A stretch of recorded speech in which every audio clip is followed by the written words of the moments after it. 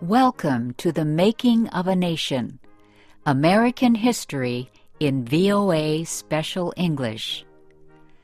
A new leader stood before the American people on March 4th, 1913. He was Woodrow Wilson, the 28th President of the United States. Wilson belonged to the Democratic Party. He was progressive in his belief that government should take an active part in efforts for social reforms. This week in our series, Kay Gallant and Harry Monroe begin the story of Wilson's presidency.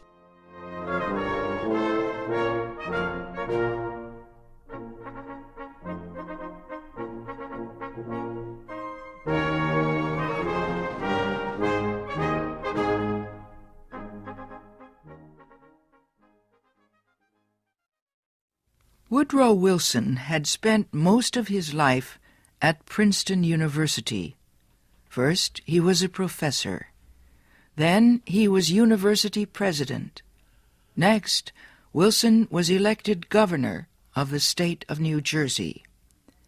His early success as governor made him a leading candidate for the Democratic presidential nomination in 1912. Wilson traveled widely around the country during the campaign. He made speeches to many groups. He tried to make himself and his ideas known to as many Americans as possible. Wilson called his program the New Freedom.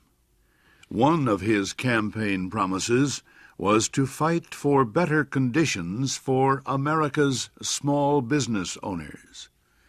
Such proposals helped him win the Democratic nomination for president. Then he defeated President William Howard Taft and former President Theodore Roosevelt in the election. Woodrow Wilson, the former president of a university, had become the president of a nation. The largest crowd in Washington, D.C.'s history welcomed Wilson outside the Capitol building on the day of his inauguration. He called on the American people to join him in making the country a better place. "Our duty," Wilson said, "is to correct the evil without hurting the good.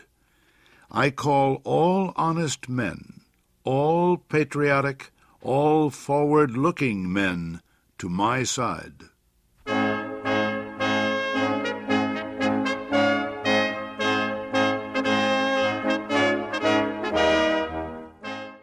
Wilson wasted no time.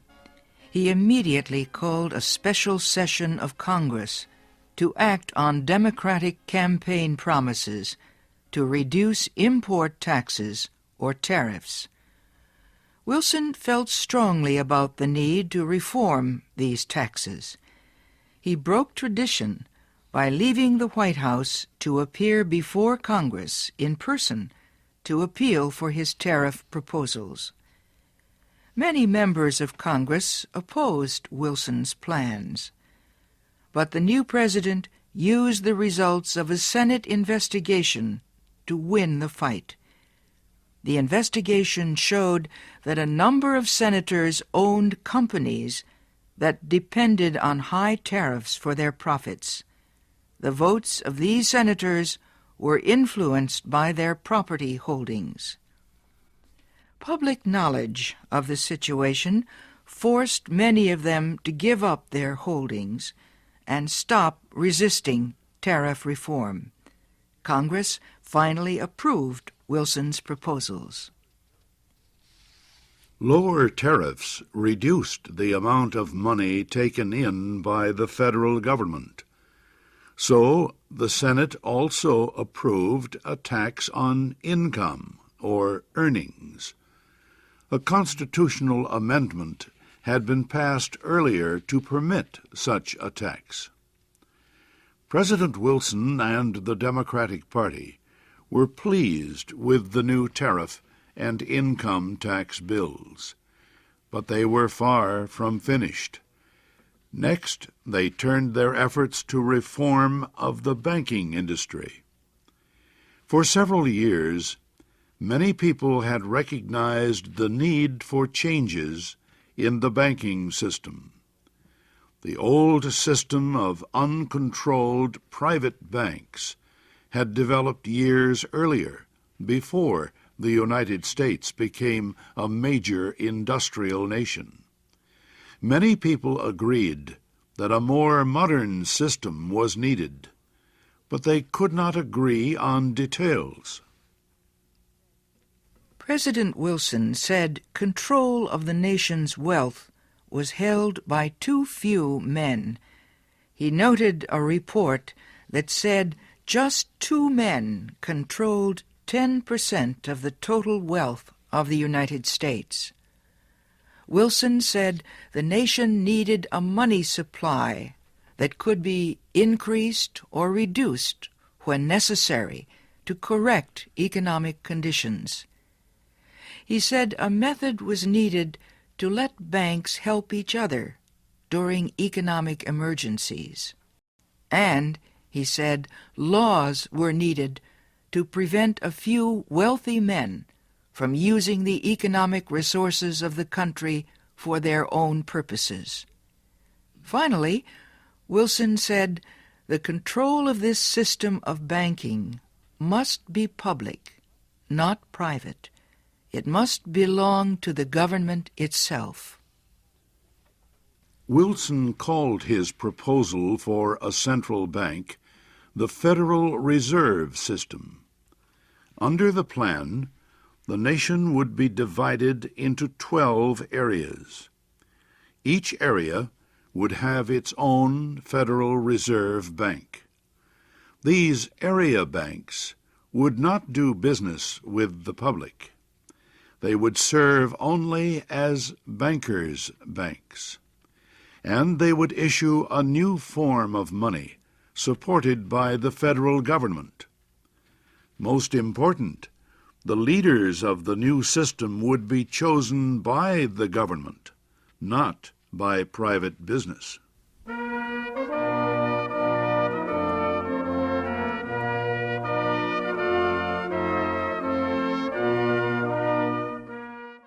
Bankers, business leaders, and their representatives in Congress sharply criticized President Wilson's proposals. They said government control of the banking system was socialism, not capitalism. But Wilson refused to change his proposals, and he helped to lead the fight to make them law. Finally, Congress agreed. It did not take long for bankers to discover that the new system was much better than the old one. Today, the Federal Reserve System is one of the most important institutions in the United States. For Woodrow Wilson, the fight over the banking system was yet another political success. He had won major reforms in the nation's tariffs, taxes, and banking systems. Now he told Congress that new legislation was needed to control the power of monopolies and trusts. These were the giant companies and business alliances that controlled complete industries. Wilson proposed a new antitrust law to control the actions of large companies.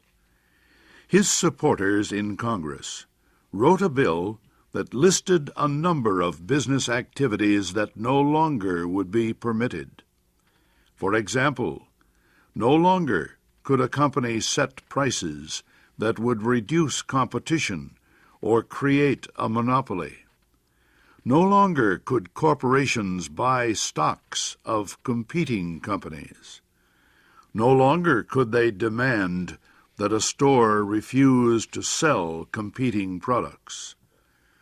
The new bill also protected labor unions from being charged with antitrust violations.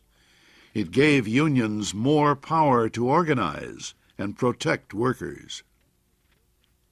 At President Wilson's request, Congress also prepared a law that set up a government agency called the Federal Trade Commission. The commission was given the job of investigating wrongdoing in business.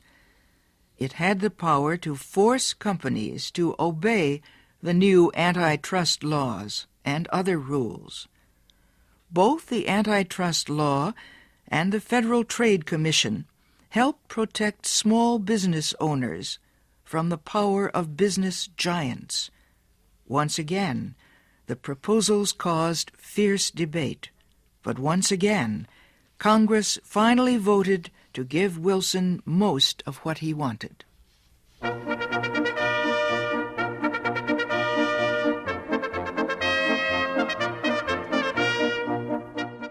The early months of Wilson's term were one of the most successful times in the history of any president. The new president had won the election by promising major reforms in the economic life of the country, and he had kept that promise. The reforms were not only a victory for Woodrow Wilson, they also changed the face of American business and economics for many years to come.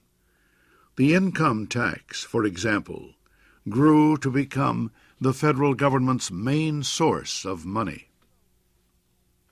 Woodrow Wilson had taught history in the days when he was a professor at Princeton University.